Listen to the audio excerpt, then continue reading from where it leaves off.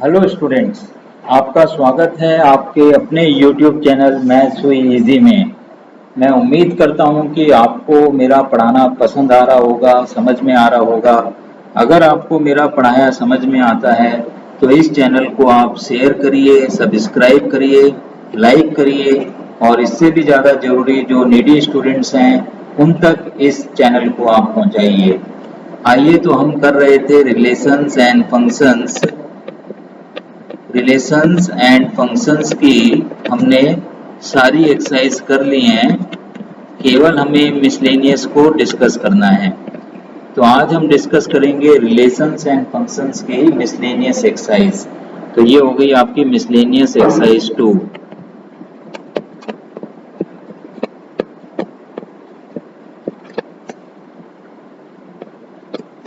Miscellaneous exercise 2 इसको हम discuss करेंगे।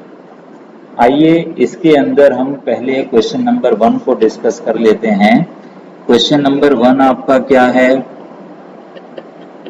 क्वेश्चन नंबर 1 के अंदर the relation F is defined by, एक रिलेशन एफ आपको डिफाइन की हुई है। किस तरीके से डिफाइन करी हुई है? F x is equal to x square if 0 is less than or equal to x is less than or equal to 3 and this is equal to 3x if 3 is less than equal to x is less than or equal to 10 and the relation g is defined by, अब एक और relation है g जिसको कैसे define किया गया है? gx is equal to x square if 0 is less than or equal to x is less than or equal to 2 and this is equal to 3x if 2 is less than or equal to x is less than or equal to 10। तो आप ये देखिए कि दो relations define की गई हैं, fx और gx।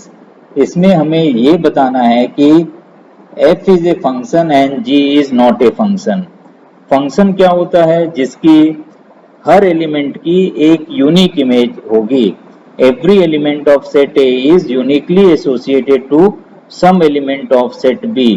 तो आप fx में देखिए, जो ये 3 है आपका, ये 3 दो डेफिनेशन के अंदर आ रहा है।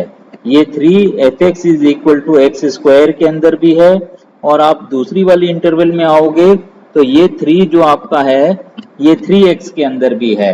तो यहाँ पर एक पॉसिबिलिटी ये है कि अगर हम इस 3 की इन दोनों डेफिनेशन से इमेज निकालते हैं तो शायद डिफरेंट आ जाए। तो आप f ऑफ 3 को दोनों डेफिनेशन से कैलकुलेट करिए। अगर मैं f ऑफ 3 कैलकुलेट करता हूं पहली डेफिनेशन से तो 3 स्क्वायर इज इक्वल टू 9 मिलता है और यही f ऑफ 3 अगर मैं कैलकुलेट करता हूं दूसरी डेफिनेशन से तो 3 इंटू 3 9 मिलता है। और बाकी हर पॉइंट पे तो चूंकि एक ही डेफिनेशन के अंदर बाकी के नंबर्स आते हैं तो कहीं पे भी जो है हमें कोई एम्बिग्विटी मिलने की चांस नहीं है, एक ही हमको इमेज मिलेगी। तो हम यहाँ पर ये लिख सकते हैं कि every element has a unique image, therefore f is a function. So this implies f is a function. Every element has a unique image for every element. Every element has unique image. This implies f is a function.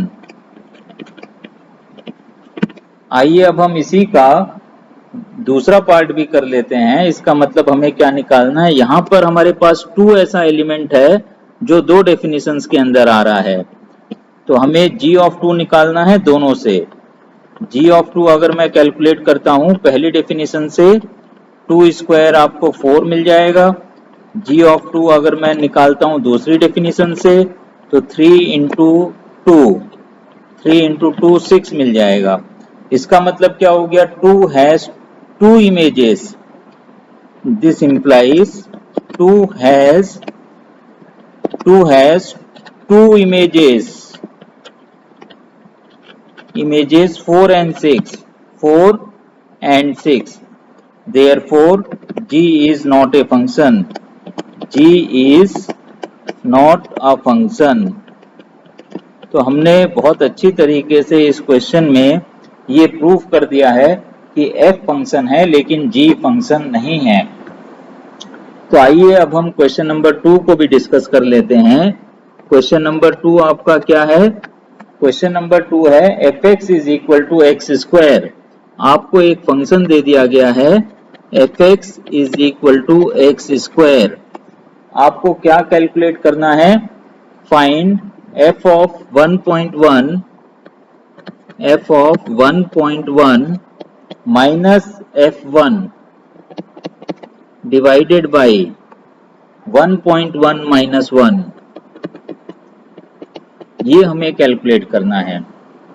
तो इसको आप calculate कर लीजिए। f of 1.1 का मतलब क्या हो गया? 1.1 का स्क्वायर। तो आप इसमें लिख दीजिए 1.1 का square minus 1 square divided by 1.1 minus 1। अब ऊपर जो है X square minus Y square का फॉर्मूला बन गया है, तो इसको आप फैक्टराइज कर लीजिए। तो ये क्या आ जाएगा आपका? 1.1 minus 1, 1.1 plus 1 divided by 1.1 minus 1। तो ये आपका 1.1 माइनस 1 ऊपर नीचे से न्यूमरेटर डिनोमिनेटर से कैंसिल आउट हो जाएगा। तो हमें क्या मिलता है? 1.1 प्लस 1। क्या आ गया इसका आंसर? 2.1। तो इस क्वेश्चन नंबर 2 का आंसर हो गया 2.1। तो बहुत ही आसान हो गया ये। अब आइए हम क्वेश्चन नंबर 3 को भी कर लेते हैं। क्वेश्चन नंबर 3 आपका क्या है? देखिए क्वेश्चन नंबर 3 के अंदर find domain of the function fx is equal to x square plus 2x, X square plus 2x plus 1 divided by X square minus 8x, X square minus 8x plus 12।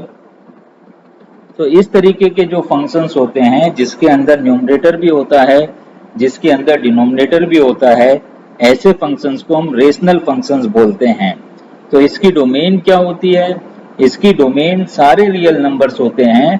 केवल हमें उन real numbers में से वो points, वो numbers हटाने होते हैं जिनके लिए डिनोमिनेटर 0 हो जाए। तो इसमें हमें क्या करना है? अब इस डिनोमिनेटर को एक बार 0 के इक्वल कर देते हैं और इसको हम सॉल्व कर लेते हैं। जो भी आंसर आएगा वो हम चेक कर लेते हैं। तो आप डिनोमिनेटर को लिखिए x square minus 8x plus 12, इसको 0 के इक्वल कर दीजिए और अब आप इसको फैक्टराइज करिए। इसको कैसे फैक्टराइज कर सकते हैं? X square minus 2x minus 6x plus 12 is equal to 0। अब पहले दो टर्म्स में से x को कॉमन ले लीजिए आप। तो x को कॉमन लेंगे हम तो क्या आ जाएगा? x माइनस 2 आ जाएगा। इसके बाद आप क्या करोगे? माइनस 6 को कॉमन ले लीजिए। माइनस 6 कॉमन ले लेंगे हम तो भी हमें x माइनस 2 आ जाएगा। This is equal to 0। इससे हमें मिलता है एक ब्रैकेट x माइनस 2 और दूसरा ब्रैकेट हमें मिलता है x minus 6। This is equal to 0. This implies x minus 2 is equal to 0 and x minus 6 is equal to 0.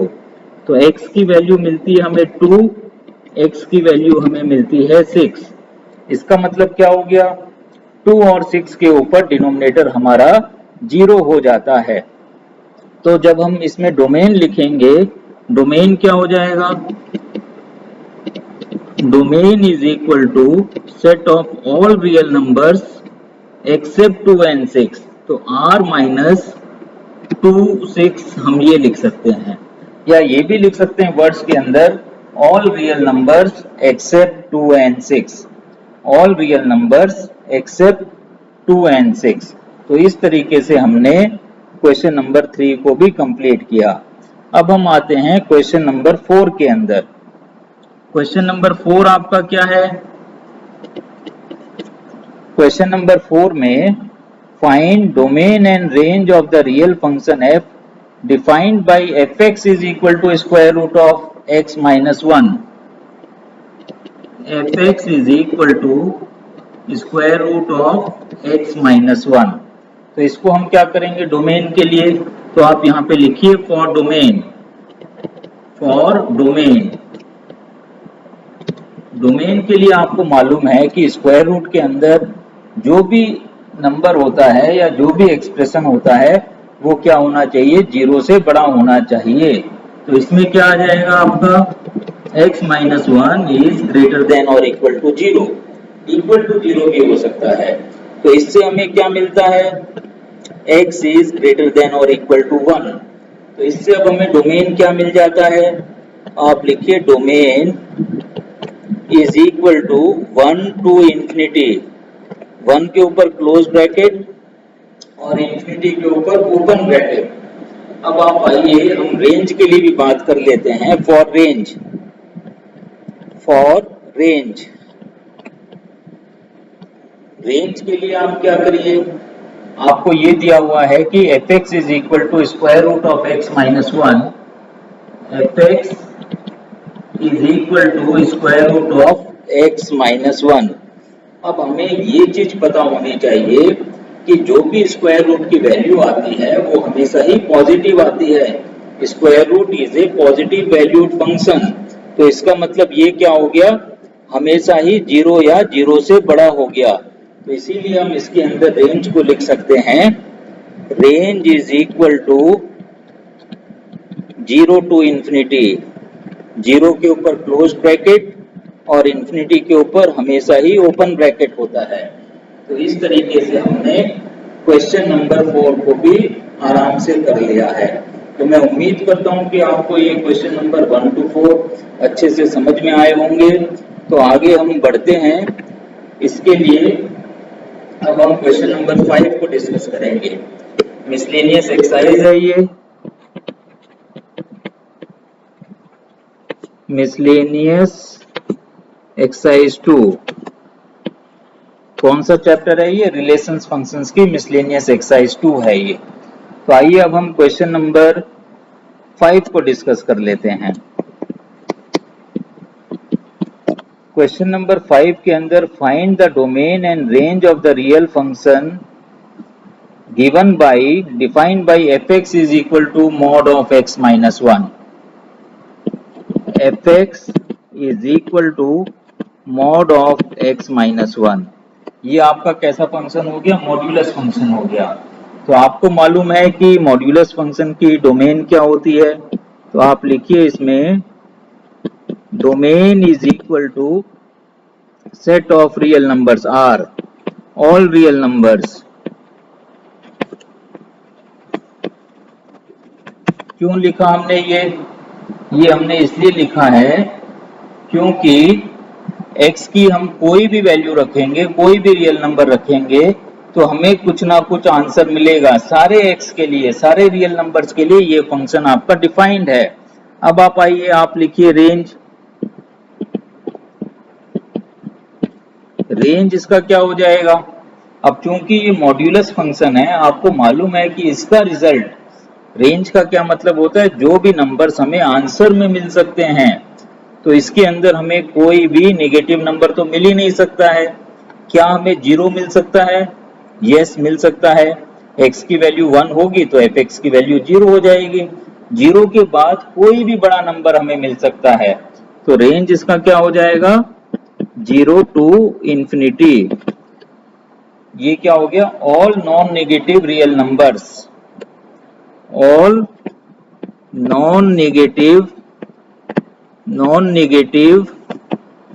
Real numbers. तो ये इसकी क्या हो गई? रेंज हो गई।